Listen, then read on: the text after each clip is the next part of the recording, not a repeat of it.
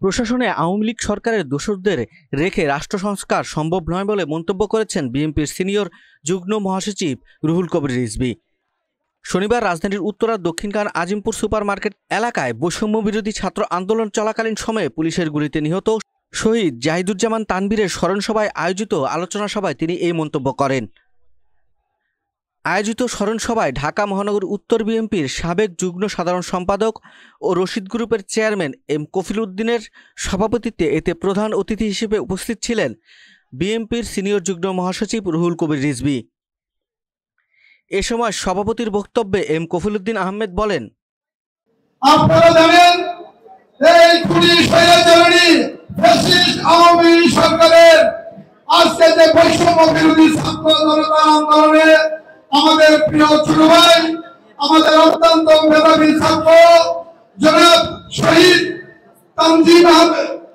জাহিদুজ্জামান তানভীরের আজকে এই স্মরণ সভায় বলতে চাই, রিজভী ভাই আপনাকে সাক্ষী রেখে বলতে চাই, রব্বুল আলামিনের দরবারে বলতে চাই, রিজভী ভাই এই তানভীরের বিচার করতে হবে, করতে হবে, করতে হবে।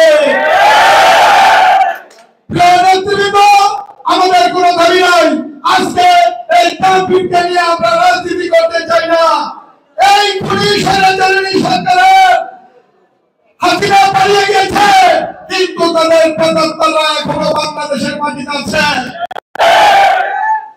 আমি রিজভী ভাইকে অনুরোধ আহ্বান জানাবো, রিজভী ভাই অনতিবিলম্বে এই প্রেতাত্মাদেরকে খুঁজে বের করে আইনের আওতায় এনে তাদেরকে বিচার করতে হবে ইনশাআল্লাহ। আমি আমার বক্তব্য দীর্ঘায়িত করতে চাই না। আমি মুস্তাফিজুর রহমান সকল বলেছে, ওই তানভীরের বাবা শহীদুল কামাল সাহেবকে বলেছে, আমরা আপনার পাশে আছি ইনশাআল্লাহ। আল্লাহকে হাজির নাজির করে বলতে চাই, আমি আজকে নিয়ে তিন দিন আমি এই শামসুল কামাল সাহেবের বাসায় আসছি। আমি সারা জীবন যতদিন আছি আপনাদের পরিবারের পাশে আছি। আমাদের রিজভী ভাই সহ বাংলাদেশ জাতীয়তাবাদী দলের সর্বস্তরের নেতাকর্মীরা আপনার পাশে আছে ইনশাআল্লাহ। আমরা অনতিবিলম্বে এই তানভীরের বিচারের জন্য আমাদের প্রিয় নেতা, আমাদের আজকের অনুষ্ঠানের প্রধান অতিথি জনাব রুহুল কবির রিজভী ভাই আপনাদের মধ্যে আছে। উনি মূল্যবান বক্তব্য দেবেন, তার বক্তব্য শুনবো এবং মহান রব্বুল দরবারে এই তানভীরের জন্য আমরা দোয়া করব। আল্লাহ জান্নাত নসিব করে।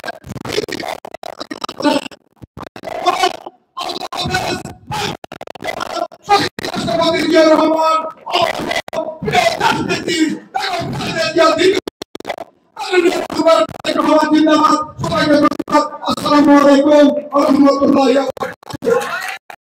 এ সময় প্রধান অতিথির বক্তব্যে বিএনপির সিনিয়র যুগ্ম মহাসচিব রুহুল কবির রিজভী বলেন,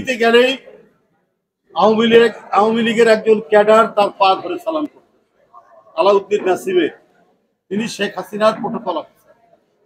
এই পা ধরে সালাম করতে করতে ক্যাডার পরবর্তীতে বিশাল সন্ত্রাসী এমপি হয়ে গেলেন, তার নাম নিজাম হাসান। তো সারা বাংলাদেশে এই ধরনের মাফিয়া এমপিদের রাজত্ব তৈরি করেছিলেন শেখ হাসিনা।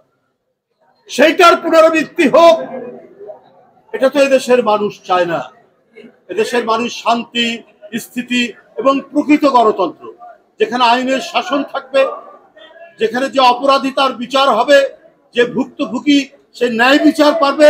এটাই তো গণতন্ত্রের শর্ত, এটাই তো গণতন্ত্রের উপাদান। আমরা সেই গণতন্ত্র প্রতিষ্ঠা করতে চাই, কিন্তু স্বৈরাচার ফ্যাসিবাদের দোসরদের দিয়ে সেটি হবে না। আমরা বলেছিলাম, বারবার বলেছি অন্তর্বর্তীকালীন সরকারকে, আপনারা ইউনিয়ন পরিষদ চেয়ারম্যানের পদ বাতিল করেন। এই চেয়ারম্যানের পদ তো নির্বাচন হয়নি, এটা কোনো ফেয়ার নির্বাচন হয়নি। আওয়ামী লীগের আমলে ছিল, আওয়ামী লীগের যারা নমিনেশন পাবে তারাই নির্বাচিত। এই কারণে এলাকার গুন্ডা পান্ডা সন্ত্রাসী স্থানীয় এমপি অথবা কোনো প্রভাবশালী নেতাকে অনেক টাকা দিয়ে তারা আওয়ামী লীগের নমিনেশন নিতেন। নমিনেশন নেওয়াই তো মানে চেয়ারম্যান হওয়া যাওয়া। হাসিনার আমলে তো পুরো ভোটাভুটির দরকার পড়তো। তারা এই যে লোকগুলো যে এখনো চেয়ারম্যান আছে, এরা কি আপনার কোনো ভালো সংস্কার, এরা কি কোনো ভালো কাজ করতে দেবে? কখনোই দেবে না। অন্তর্বর্তীকালীন সরকারকে আমরা আবারও বলছি, অবিলম্বে আপনারা চেয়ারম্যান, ইউনিয়ন পরিষদের চেয়ারম্যানদের বাতিল করুন। তা না হলে আপনারা ভালো কিছু করতে পারবেন না, সংস্কার বাস্তবায়ন হবে না। সরকার বাস্তবায়নের দায়িত্ব তো তৃণমূল থেকে উপর পর্যন্ত ডিসি, এসপি, সচিব, জজ, বিচারক এবং ইউপির চেয়ারম্যান সবাই থাকবে। এই কীট পতঙ্গ থাকলে আপনি ভালো কিছু করবেন কি করে? করতে পারবেন না। এবং আর যদি করতে না পারেন তাহলে জাহিদুজ্জামান তানভীর, মুগ্ধ, আবু সাইদ, এদের যে রক্ত, এদের যে আত্মদান, এই আত্মদান বৃথা হয়ে যাবে। আমরা আবার সেই স্বৈরাচার বিভিন্নভাবে ফিরে আসার চেষ্টা করবে। তাই এখনো সময় আছে। আমরা এই বাংলাদেশকে পৃথিবীর মধ্যে একটি মর্যাদাশালী, একটি উন্নত গণতান্ত্রিক দেশে এবং সমৃদ্ধশালী দেশে পরিণত করার জন্য আমাদেরকে অতি তাড়াতাড়ি প্রয়োজনীয় সংস্কারগুলো সম্পন্ন করে একটি অবাধ সুষ্ঠু নির্বাচন নিশ্চিত করতে হবে। আমি সবাইকে ধন্যবাদ জানাচ্ছি।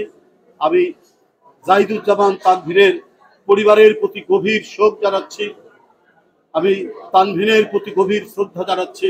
তার আত্মার মাগফিরাত কামনা করে আমার বক্তব্য শেষ করছি। ধন্যবাদ। উক্ত স্মরণ সভায় এ সময় অন্যান্যদের মধ্যে আরও উপস্থিত ছিলেন শহীদ তানভীরের পিতা শামসুজ্জামান, বিএনপির কেন্দ্রীয় কার্যনির্বাহী কমিটির শিল্প ও বাণিজ্য বিষয়ক সম্পাদক ও চৈতি গ্রুপ অব ইন্ডাস্ট্রিজের মালিক আবুল কালাম আজাদ, সাবেক যুগ্ম আহ্বায়ক মুস্তাফিজুর রহমান সেগুন, উত্তরা পূর্ব থানার যুগ্ম আহ্বায়ক এস.এম. মিলন, উত্তরা পূর্ব থানা বিএনপির আহ্বায়ক সদস্য মোহাম্মদ তাইজুল ইসলাম, সাবেক সদস্য সালাম সরকার ও অধ্যাপক সাইফুল ইসলাম, উত্তরা পূর্ব থানা বিএনপির আহ্বায়ক সদস্য মোহাম্মদ শরীফ হোসেন, উত্তরা পূর্ব থানা বিএনপির সাবেক দুর্যোগ ও ত্রাণ বিষয়ক সম্পাদক বোরহান উদ্দিন, উত্তরা পূর্ব থানা বিএনপির সাবেক আইন বিষয়ক সম্পাদক মোহাম্মদ মাসুম, উত্তরা পূর্ব থানা বিএনপির সাবেক সদস্য মনির হোসেন, ঢাকা মহানগর উত্তর ছাত্রদলের সাবেক সহসভাপতি মোহাম্মদ মোস্তফা কামাল, ঢাকা মহানগর উত্তর ছাত্রদলের মোহাম্মদ আশরাফুল ইসলাম, দক্ষিণখান থানা সাবেক ছাত্রনেতা আব্দুল আজিজ, দক্ষিণখান থানা বিএনপির শওকত সহ অনেকেই।